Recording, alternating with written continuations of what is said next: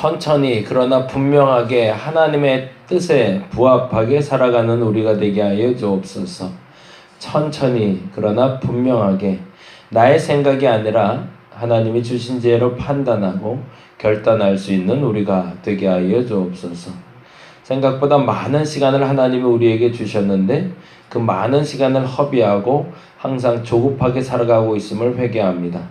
그 수많은 시간 동안 생각도 기도도 판단도 결단도 하지 못하다가 급한 순간에 급하게 서둘러 또 실수하고 원망하고 또 서운해하는 우리의 마음 주 앞에 회개하오니 용서하여 주시고 이제 우리에게 주신 이 시간들 값지고 귀하게 사용하여 하나님 뜻에 부합한 시간으로 살아갈 수 있도록 그 많은 시간들 잘 활용하게 하시고 짧은 시간들 놓치지 말게 하시며 주님의 시간을 살아가는 우리 되게 하여 주시옵소서. 참 감사합니다. 오늘도 감사드리며 고마우신 예수님 이름으로 기도드렸습니다. 아멘. 디모데후서 2장 말씀 같이 봅니다. 2장 1절에서 13절까지 말씀이 됩니다.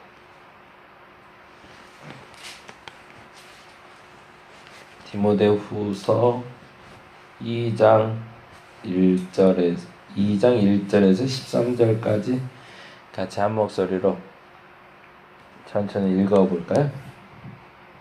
내 아들아, 그러므로 너는 그리스도 예수 안에 있는 은혜 가운데서 강하고 또 내가 많은 증인 앞에서 내게 들은 바를 충성된 사람들에게 부탁하라. 그들이 또 다른 사람들을 가르칠 수 있으리라. 너는 그리스도 예수의 좋은 병사로 나와 함께 고난을 받으라.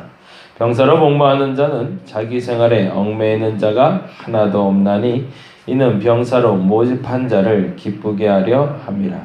경계하는 자가 법대로 경계하지 아니하면 승리자의 관을 얻지 못할 것이요 수고하는 농부가 곡식을 먼저 받는 것이 마땅하니라. 내가 말하는 것을 생각해 보라. 주께서 범사에 내게 총명을 주시리라. 내가 정한 복음대로 다윗의 씨로 죽은 자 가운데서 다시 살아나신 예수 그리스도를 기억하라. 복음으로 말미암아 내가 죄인과 같이 매여 있는 데까지 고난을 받았으나 하나님의 말씀은 매이지 아니하니라. 그러므로 내가 택함 받은 자들을 위하여 모든 것을 참음은 그들도 그리스도 예수 안에 있는 구원을 영원한 영광과 함께 받게 하려 함이라. 미쁘다 이 말이여, 우리가 주와 함께 죽었으면 또한 함께 살 것이요 참으면 또한 함께 왕노릇할 것이요 우리가 주를 부인하면 주도 우리를 부인하실 것이라.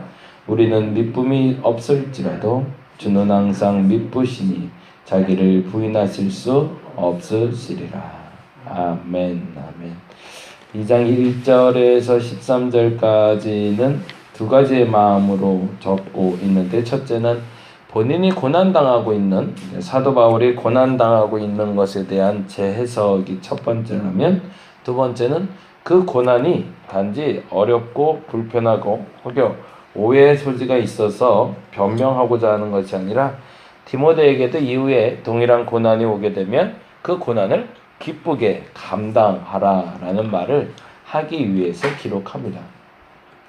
예수 믿는 사람들이 고난받는다라고 말할 때 그 고난받는다는 말을 잘 써야 되죠.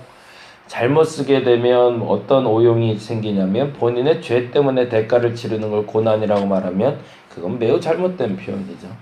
내가 잘못해서 그건 고난을 당하는 게 아니라 대가를 치르는 거고, 만일에 내가 잘못한 게 아니고 그리스도의 선한 영향력이 드러나기 위해서 당하는 고난이라면 그 고난이 마땅히 기쁘게 받아야 될 고난이 되겠죠. 근데 혹여 우리가 잘못을 해놓고서 그 대가를 치르고 있는데 그 대가를 고난이라고 해석을 해대면 그 다음에 그것을 판단하고 있는 사람들, 객관적인 제3자들이 봐도 손가락질 할 만한 행동인 거죠. 자신이 잘못하고 나서 대가 치르면서 무슨 놈의 고난을 얘기하냐고. 근데 반면에 정말로 진실한 사람이 고난을 받게 되면 그 고난으로 말미암아 하나님이 영광을 받게 되고, 그 하나님의 영광뿐만 아니라 세상 사람들이 그의 의로움을 보고 복음을 받아들이게 되는 좋은 결과가 나오게 되죠. 우리에게 어려움이 왔다라는 것이 곧 어려움은 곧 고난이라고 해석할 것이 아니라 어려움이 왔을 때는 우린 그러면 두 가지 놓고 기도해야 되는 거죠.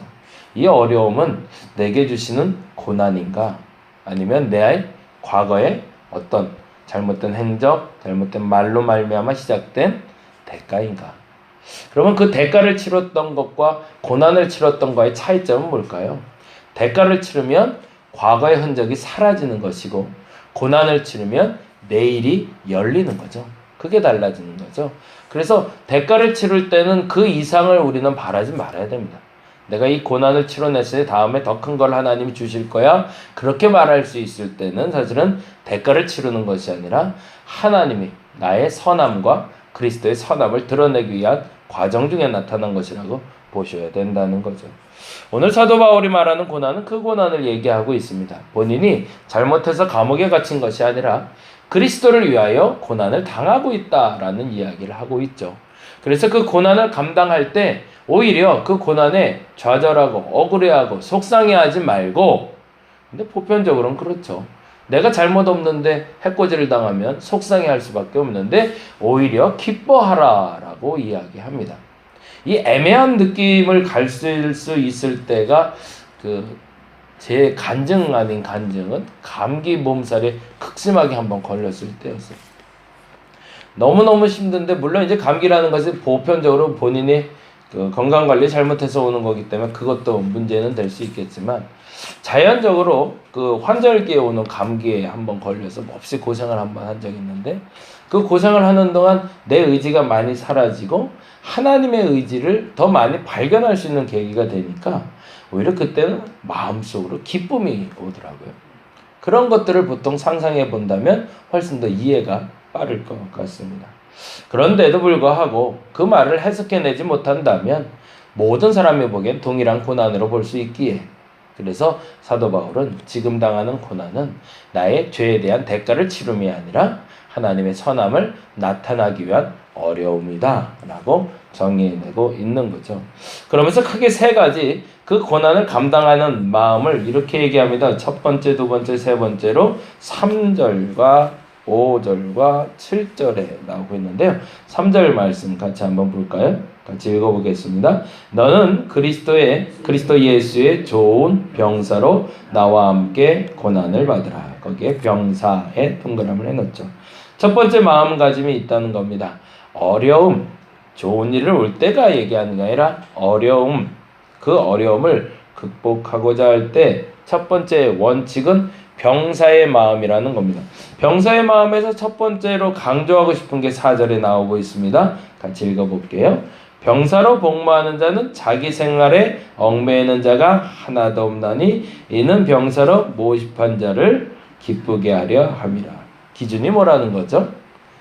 기쁘게 하는 대상이 누구인가를 알고 고난을 감당해야 된다는 거죠. 누구를 위해서 고난을 당하고 있고 이 고난을 빠져나갈 것인가?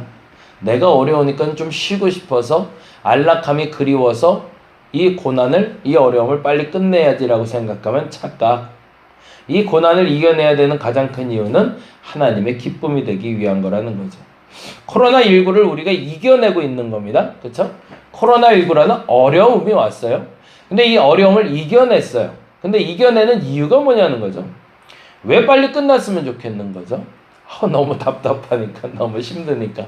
좀 마스크 좀 벗고 살았으면 좋겠고, 사람 좀 만났으면 좋겠고, 그게 목적이라면 그 고난을 주신, 그리고 그 고난을 지금 통과하고 있는 우리는 뭔가 잘못 착각하고 있다는 거죠. 이 고난을 이겨야 되는 이유는 하나님의 기쁨이 되기 위해서. 그래서 결과적으로 코로나19가 끝난 다음에 우리는 하나님의 기쁨이 되었다라는 결과물을 내 손에 쥐고 있어야 된다는 거죠. 그러면 두 가지를 발견해야 되는 거죠. 이 코로나19가 우리의 죄 때문에 왔다면, 우리는 죄의 대가를 달게 받고 있다면 하나님 기뻐하실 겁니다. 근데 만일에 죄의 대가를 치르고도 끝나지 않았다면 우리에게 무엇인가 지금 연단의 과정 속에 하나님의 기쁨을 만들기 위한 어떠한 순간들이 남아있음을 알고 그것을 견뎌내게 되면 결국에 내 손엔 하나님의 기쁨이라는 결과를 가져오게 된다는 거죠. 군사를 이야기하면서 디모데에게 사도 바울이 강조하고 싶었던 건 고난은 하나님의 기쁨을 위해서 온 도구다 라고 말하고 있는 겁니다. 두 번째로 이야기하고 있는 것이 있습니다. 그것이 5절인데요. 같이 한번 읽어볼까요? 5절.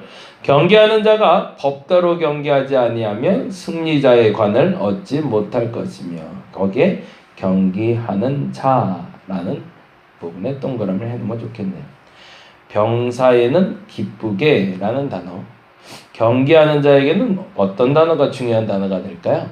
법대로 라는 단어가 중요하겠죠. 그래, 결과는 하나님의 기쁨이야. 우리는 알고 있어요. 코로나19가 끝나고 나서 교회는 하나님의 기쁨이 되어야 됩니다. 코로나19가 끝나고 나니 교회가 다 망했더라. 그러면 정말로 우리는 하나님의 뜻을 해석해내지 못한 거죠.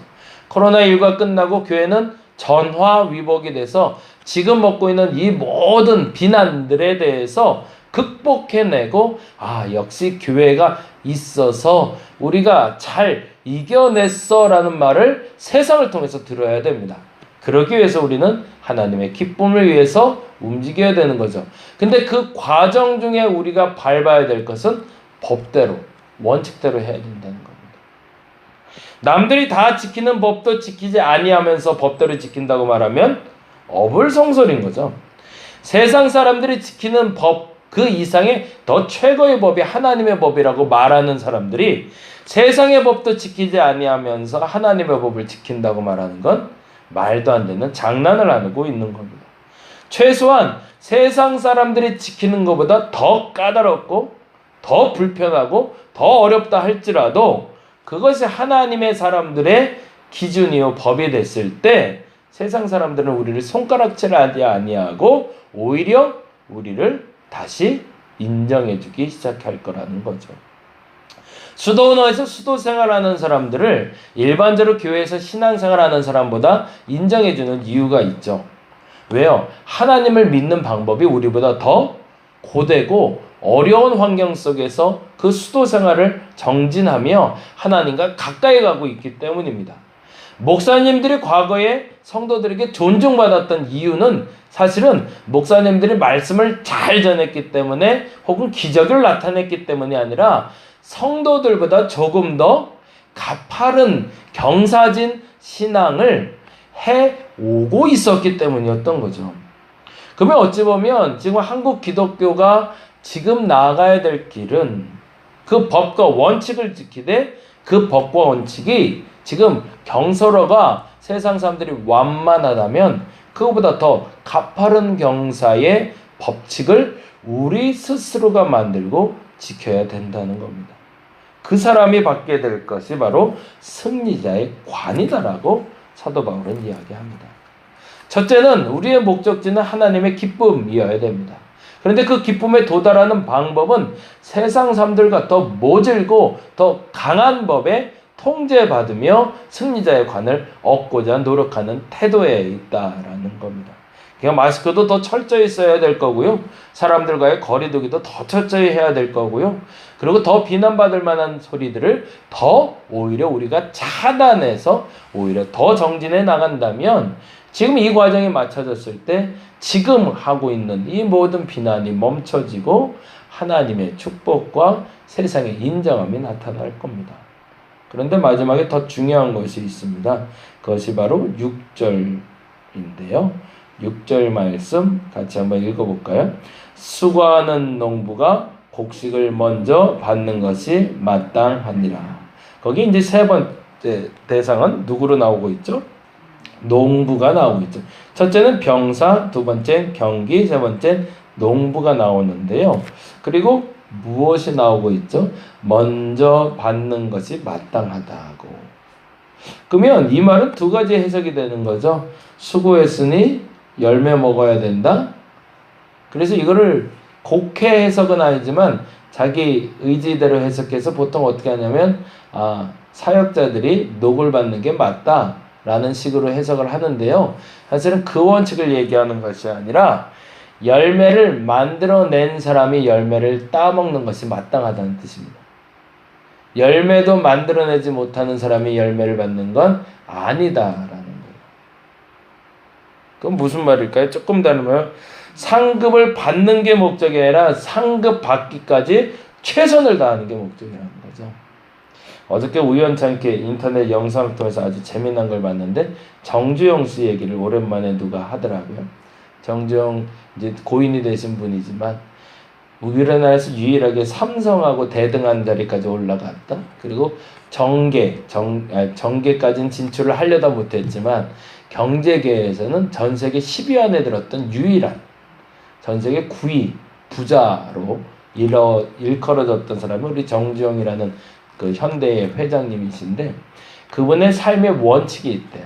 그 원칙은 뭐냐면 최선을 마지막까지. 근데 그 말이 어저께 그렇게 마음에 와닿더라고요. 그가 됐던 이유는 우리나라 유일한 흙수저에서 금수저가 된. 그래서 그 자제들 그리고 손주들까지도요. 중고등학교 다닐 때까지 원칙적으로 승용차로 태워서 들여보낸 적이 없었다고 그러더라고요. 무조건 대중교통 이용하게 하고 아이들하고 같이 버스 타고 다니게 하고 그렇게 했다고 하더라고요. 근데 이유가 있었던 거죠. 모든 것이 얻어졌을 때 그 열매를 가져본 자가 그 열매를 거둔 자가 누릴 수 있는 권한을 갖는 것이지 남이 거둬둔 열매를 먹어본 사람들은 그 열매의 참된 가치를 모르기 때문이라는 거죠. 그리스도인들이 지금 죄송하지만 어부지리로 얻어왔던 복이 너무 많았습니다. 그렇지 않나요? 너무 적당히 기도했는데 얻어지는 게 너무 많았어요. 경제적인 풍요도 그랬고요. 기도도 그렇게 깊이 안 했는데 하나님이 채워준 게 참 많았어요. 그건 무슨 말일까요? 남들이 따놓은 열매 먹고 살았던 거죠. 지금까지는.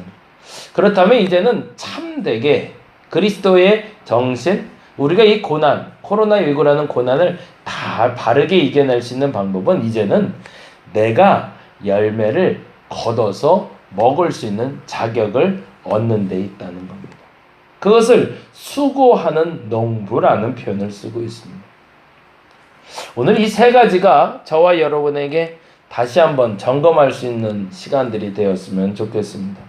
무엇을 기쁘게 하기 위하여 이 코로나19가 끝나기를 원하는가? 정말 난 법대로, 세상의 가치보다 더 거친 법대로, 더 가파른 법대로 살아가고 적용하고 있는가? 아니면 세상보다도 못한 법대로 살고 있는가? 마지막 세 번째로는 정말 내 손으로 수고해서 열매 거둬본 경험이 있는가? 만일 그렇지 않은 신앙인이었다면 이제부터는 내 손으로 수고한 열매를 거둘 수 있도록 정진해야 될 겁니다. 최선을 마지막을 끝까지 노력해서 내 손으로 진짜 내가 기도해서 그 기도에 응답 받아보고 내가 수고해서 전도해보고 내가 수고해서 교회를 만들어가고 그래서 진짜 열매가 얼마나 소중하게 열리는지를 알아 그 열매를 따먹을 자격을 받을 수 있는 저와 여러분 되시기를 간절히 바랍니다. 기도하겠습니다. 어려움을 겪고 있을 때 그 어려움의 기준을 정할 수 있어야 됩니다. 죄의 대가이면 달게 받아야 됩니다.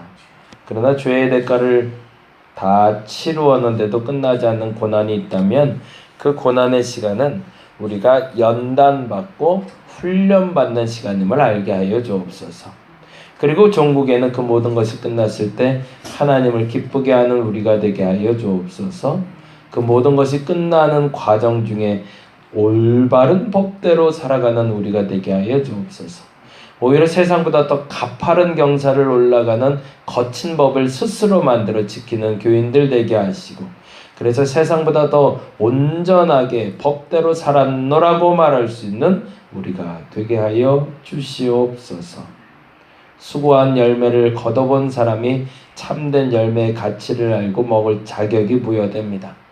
지금까지 기도하지 않고 건성으로 신앙생활하며 얻은 것이 너무 많았음을 고백합니다.